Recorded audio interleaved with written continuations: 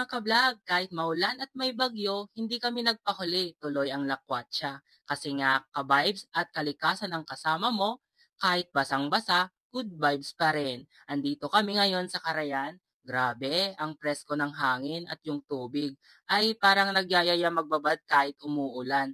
Nakakawala ng stress, promise. Habang tuloy ang lakad, nadaanan din namin ang mga iba't ibang gulay kaya kumuha na rin kami. Tapos lakad ulit papuntang baybay, mga punong sariwa, mga damong kumakaway sa hangin. Wow, nature is life talaga. Pagdating sa baybay, grabe ang mga alon.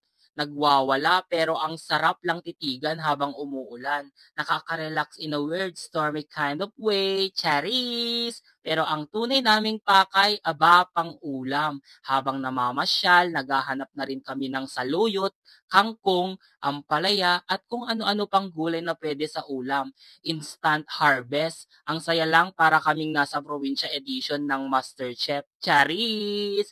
At syempre, hindi mawawala ang Kuroy o San Jones. Sobrang ganda, parang nasa ibang bansa ka. Pero hello, nandito lang yan sa atin. Hangin pa lang, panalo na. Medyo mahangin nga lang talaga kasi may bagyo pero go pa rin.